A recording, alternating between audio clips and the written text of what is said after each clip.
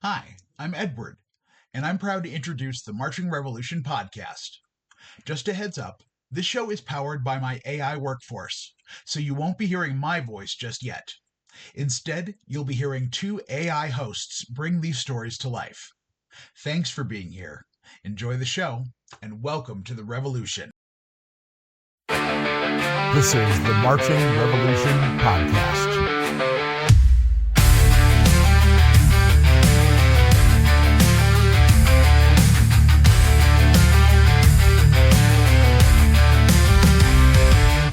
Boots on the ground with a thunderous beat, hearts in sync, our purpose complete. Map of the future drawn by our stride, through the struggle we walk unified.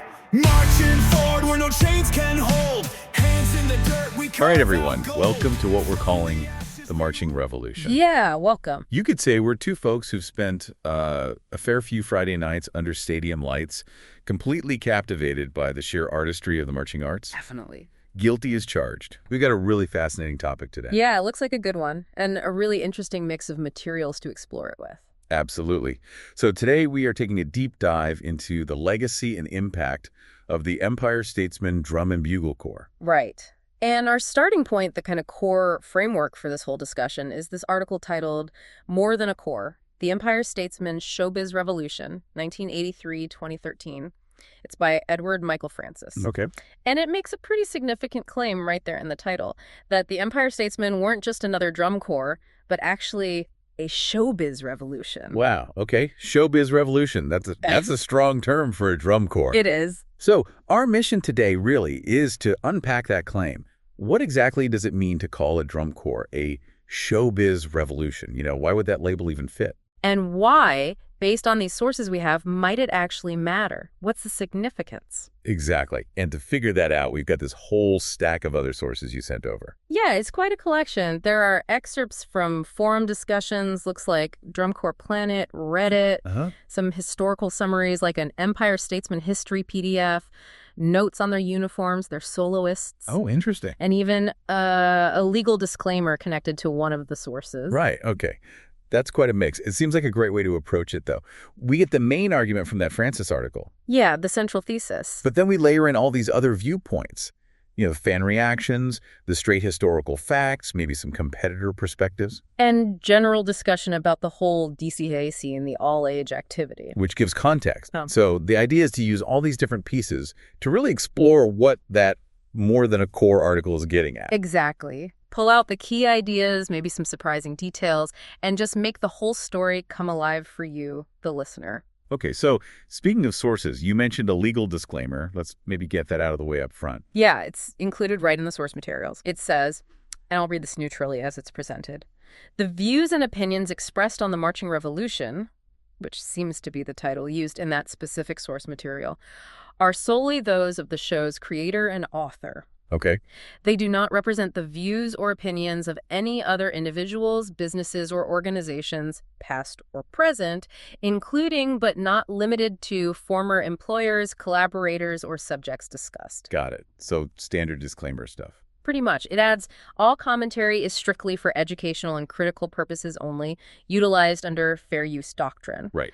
And then, interestingly, the source material itself includes this line: "If you disagree with anything said here, take it up with your own conscience or start your own podcast." Huh. Okay. Well, good to know that's in the source material we're looking at. We're just reporting what's there. Exactly, just laying out the context provided. All right, so with that covered, let's dive into the actual introduction of the More Than a Core article. It really sets the scene, doesn't it? It does. It positions the Empire Statesmen as, well, more than just another all-age corps, from Rochester, New York, active 1983 to 2013. And we can cross-reference that right away. Yeah. The history PDF confirms Vince Bruni founded them in '83. Yep. And the article, plus that 2013 forum thread on Drum Corps Planet, confirms they were active right up until that final season in 2013. Okay. And the uniform source mentions their nickname was America's Entertainers. Which, right there, kind of hints at this whole showbiz revolution idea the article's pushing. It signals a focus beyond just competition scores. Definitely. The article then says they built community, democratized joy, and were even described as a working-class revolution in motion. Heavy stuff. It sounds like hyperbole, maybe, but when you look at the other sources, especially that 2032 forum thread, Oh, yeah. the sense of community just leaps off the page. It's incredible. People using words like village, family, members, alumni, even folks from rival corps. Really, competitors, too. Yeah, expressing just deep gratitude, love, saying things like being involved, even competing against them made them a better person or a better player. It's quite moving, actually. Wow. That's powerful testimony to the community aspect. And then you look at the Reddit thread talking about DCA, the all-age circuit in general, and it paints a picture of why that kind of community could flourish there. How so? Well, people talk about its accessibility, right? It's way cheaper than DCI usually. It's more flexible, often weekends only. Ah, okay. Makes sense for working adults, students. Exactly. And the intergenerational aspect is huge. People mention marching with their kids or alongside folks much older or younger. It's described as a radically inclusive space. So that fits right in with the article's idea of democratizing joy and being for the people. It wasn't exclusive. Seems that way. Now, here's where the article makes another really strong claim. It links their formation to the Reagan era. Okay. And suggests they offered an alternative model of art, for the people, by the people, like a refuge or proving ground. An alternative to what, though? Well, the article argues their rejection of, quote, militaristic precision in favor of theatricality and emotion was nothing short of revolutionary. Ah, okay. So pushing against the traditional, maybe more rigid drum corps style. That seems to be the argument. And the history PDF gives us some background on Vince Bruni's vision. It says his goal was explicitly to take senior corps, that's the older term for all age, to new levels of entertainment and excitement and make it more popular. So the entertainment focus was there from day one. Explicitly. And the history PDF flat out states the Statesmen always done things differently from the rest of the drum corps world. Okay, how? Does it give examples? It does. Really specific ones. No hats on the marching members. Right, you mentioned the tuxedo jackets. Extensive use of props, backdrops, and smoke effects, shows that tell stories, and even the use of a bass guitar one year. A bass guitar. Okay. Yeah, that's definitely different from traditional drum corps. And those specific non-traditional things, they pop up all over the forum posts. People fondly remembering the tank or the man-eating American flag. Wait, The man-eating American flag. Also, fire extinguishers used as props, Uncle Sam on stilts, a bubble machine. Okay, this sounds wild. It does. And that electric bass player gets mentioned, too. There's a great quote from a user, Jim F. Labari, on Drum Corps Planet, saying something like, yeah, they knew something I didn't and had the guts to do it. So it sounds like this combination of being really inclusive, building a strong community, and deliberately choosing this theatrical, maybe less conventional style. That's the core of this showbiz revolution idea. Based on putting these sources together, yeah, that seems to be it. It's about prioritizing the connection with the audience, with the members, making it accessible, and using performance elements that were just, well, outside the standard drum corps playbook at the time. And the article frames that not just as like an artistic choice, but almost a statement against the grain. Yeah, a kind of countercultural vibe almost. Okay, let's shift focus a bit to the founding and those early years, say 83 up to about 1990. The More Than a Corps article says Bruni came from the Rochester Crusaders. Right. With this radical idea to prioritize joy over judgment. Sheets. And the history PDF confirms Bruni founded them in 83. Yeah, coming from that directing background. And it confirms his goal was making senior corps entertainment more popular. And sheets, that refers to the judges' score sheets, right? That's the common understanding, yes. So the idea was, maybe don't worry so much about ticking every box for the judges. Focus on blowing the audience away. We also see links between the corps, like Alan Buell's profile mentioning he marched Crusaders before Statesmen. Right. There was definitely carryover for some members. And that point about playing for the stands, the history PDF seems to back that up strongly, even early on. Oh, absolutely. Their debut in 83 featured Moonlight Serenade done Statesman style, which sounds like a statement in itself. But the really famous example is from 1984, the Curly Shuffle. Oh, I saw that mentioned. What happened?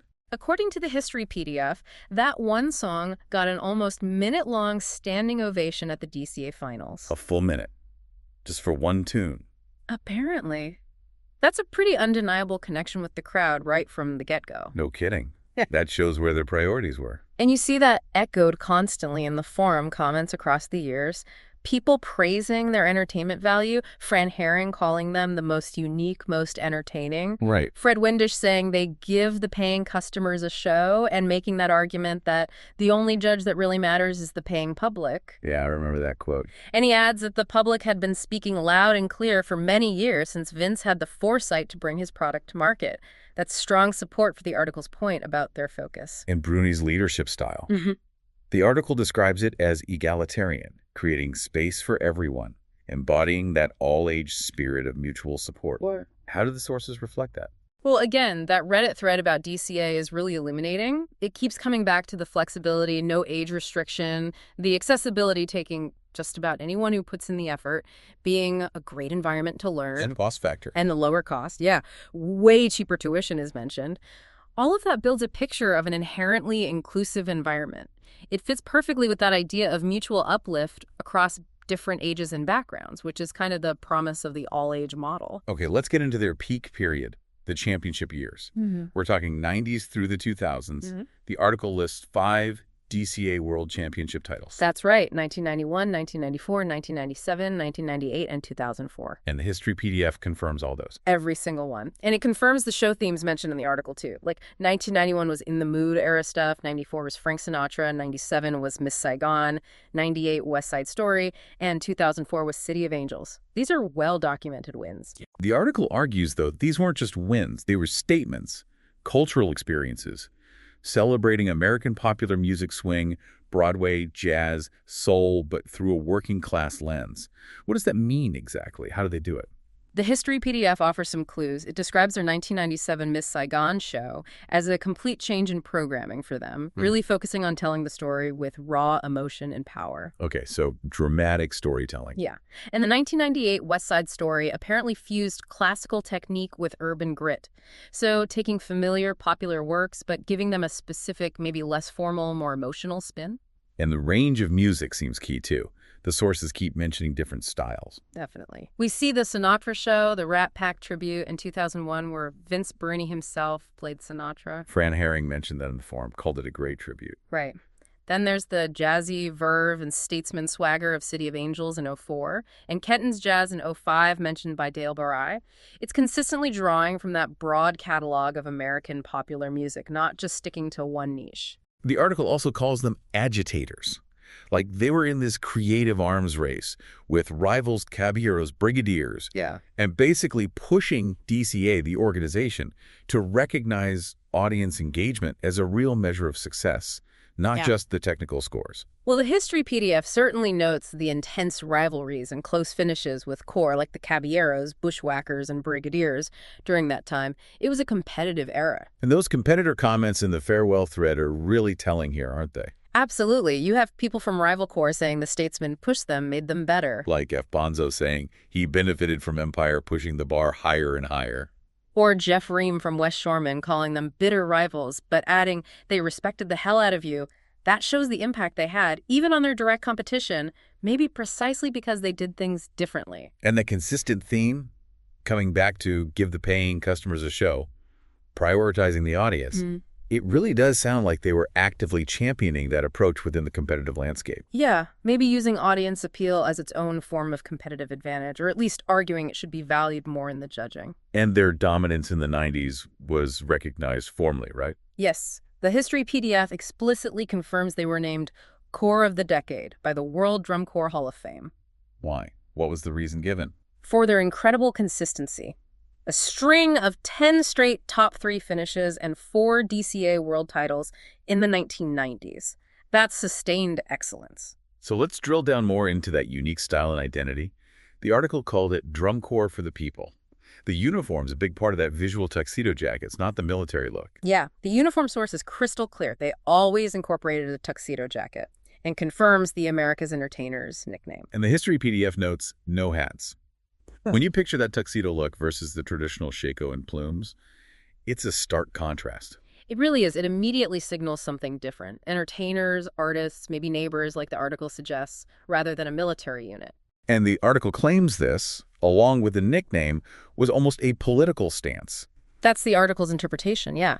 That it was a conscious choice reflecting a different philosophy about what the activity could be. And they embraced Well, stuff that other corps might have avoided. The article says they insisted joy, connection, pageantry were enough, rejecting austerity, which allowed for things that might be seen as cheesy or out there. And that's where all those wild props come back in. The history PDF mentions the general use of props, backdrops, smoke, but the forum posts give us the specifics. The man-eating flag. The flag, the tank, the fire extinguishers, Uncle Sam on stilts, the bubble machine. It sounds like they weren't afraid to go big and theatrical, even maybe a bit campy sometimes. That comment you mentioned from Jim Eflebari, they knew something I didn't and had the guts to do it, really captures that, doesn't it? Like, maybe it looked odd to traditionalists, but they committed to it.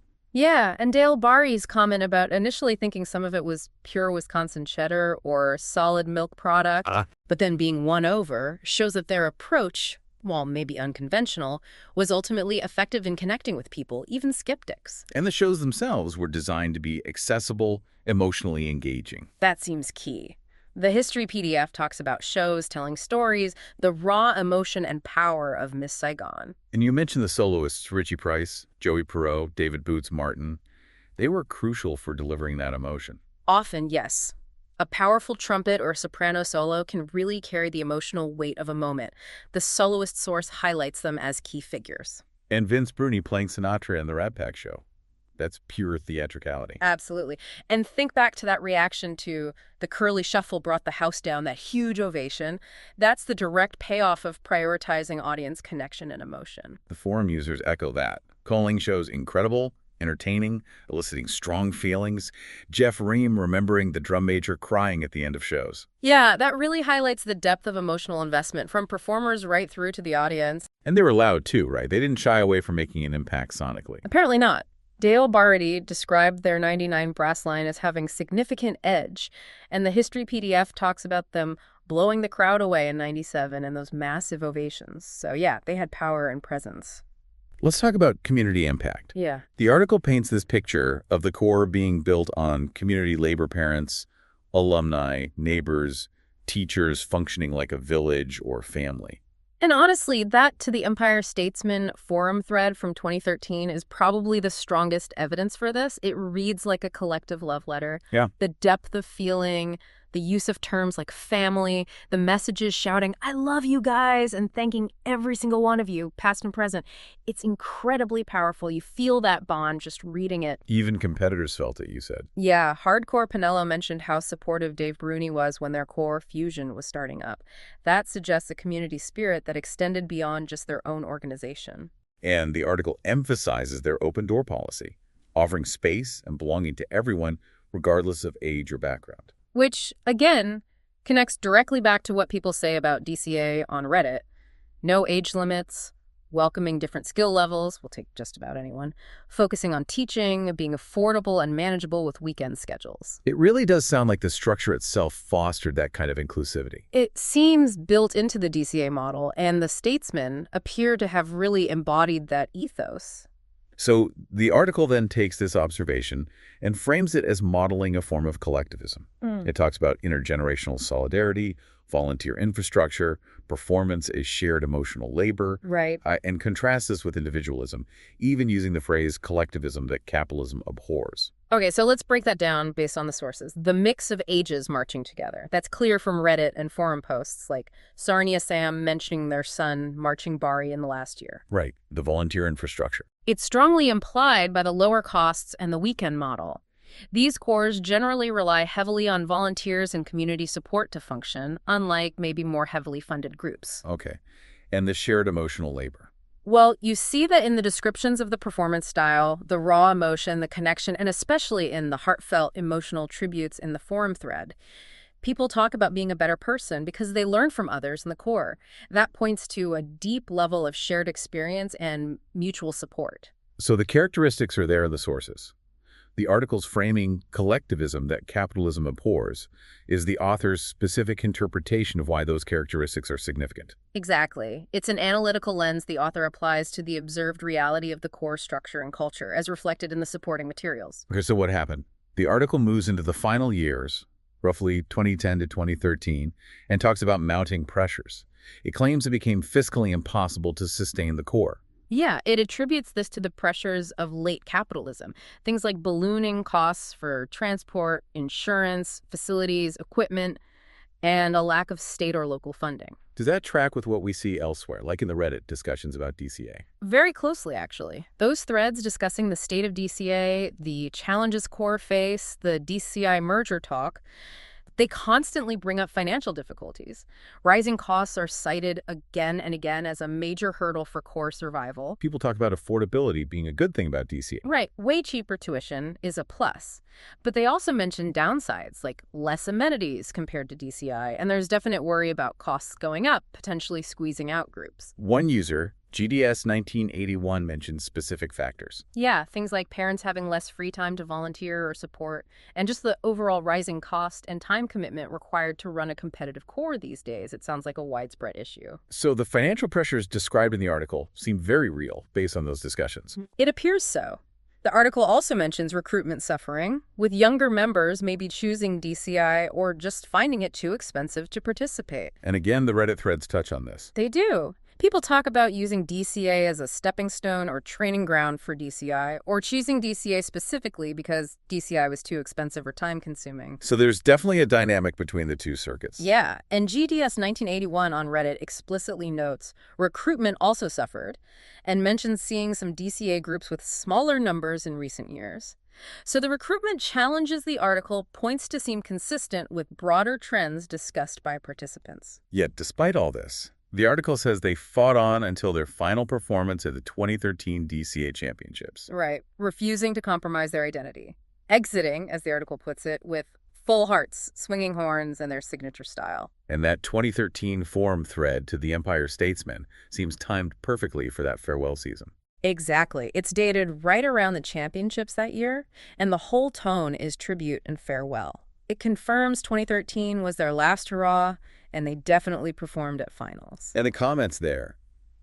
People are sad to see them go, but they're still celebrating what made them unique right up to the very end. Yeah, comments like, never be another core, quite like the Empire Statesmen, really show that they maintained that distinctive identity throughout those final difficult years. So looking back now, what's the takeaway? What's their legacy? The article uses some powerful language.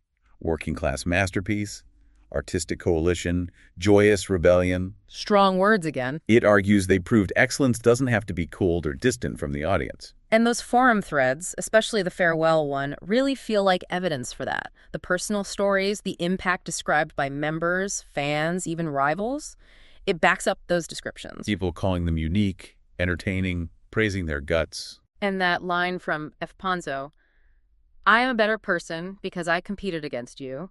I am a better person because I learned from you.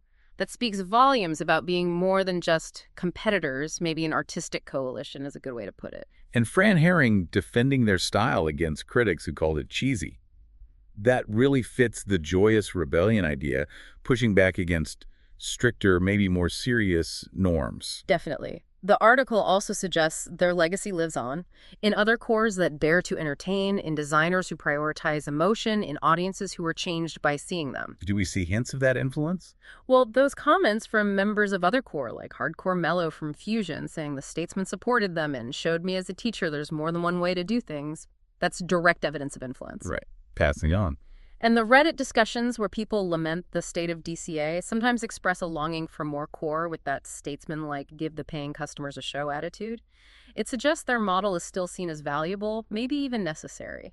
And what about locally, in Rochester? The article says the flame burns bright there. We have at least one data point. Alan Buell's profile from the 25th anniversary thread lists him as being in Rochester and still involved as business manager as late as 2007. That suggests continued connection and activity in their home city, carrying the legacy forward in some way. Okay, so let's quickly recap their key achievements, pulling it all together. The article summarizes them, and the sources back it up. Right. 5-time DCA world champions. 1991, 1994, 1997, 1998, 2004. Pioneers of using Broadway and big band music in their unique theatrical style. Known for those signature tuxedo jackets, their charisma on the field. A radically inclusive space, really embodying the intergenerational spirit of all-age core. And a defining voice, really, for putting the audience first in DCA performance. Plus, we should add those notable soloists who delivered so much of the emotion. Richie Price, Joey Perreault, David Boots Martin. Good point. They were key to that sound and feel. So the article's conclusion kind of wraps all this up. It says they liberated drum corps in a way, gave working-class artists a stage, a tuxedo, and a voice. Taught that entertainment can be revolutionary, that art can build community. And that final line is quite poetic. The loudest echoes come from the corps that dared to feel. Yeah.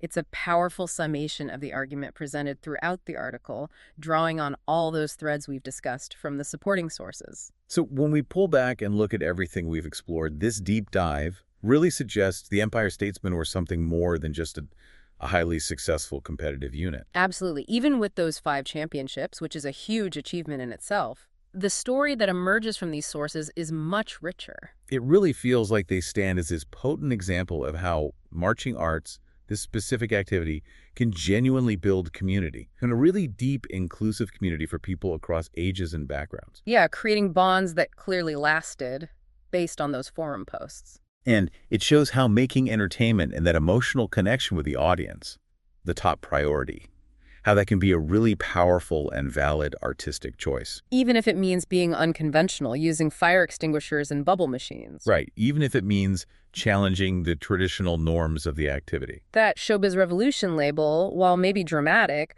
actually seems to capture that unique blend pretty well. Their identity, that relentless focus on audience joy, their impact as this community-driven group, it all adds up. They definitely left a unique footprint on DCA. It really highlights a legacy that isn't just about scores on a sheet, but about the human side of it all, performance, belonging, daring to be different, daring to feel. So as we wrap up this deep dive, here's something maybe to chew on. In any field, any art form, what does it really take for an approach or an organization to be considered revolutionary? Good question. And maybe more pragmatically, how can these kinds of spaces, the ones designed for the people, by the people, how can they actually survive and thrive when faced with the kinds of economic and cultural pressures that, according to the sources, ultimately contributed to the Empire Statesmen folding? Yeah, that's the million-dollar question, isn't it? Definitely something to think about long after the echoes fade. Thanks for joining us for this exploration. This has been the Marching Revolution. Thank you for listening to the Marching Revolution podcast. Hearts in sync, our Don't forget to like and subscribe. Of the future drawn by our stride. Through the struggle we walk unified. Marching forward where no chains can hold. Hands in the dirt, we carve out gold. From the ashes we rise, we sing. For the power of the people is everything.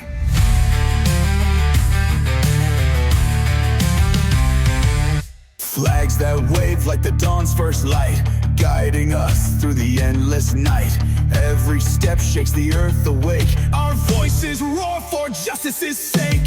Marching forward where no chains can hold. Hands in the dirt, we carve out gold. From the ashes we rise, we sing. For the power of the people is everything.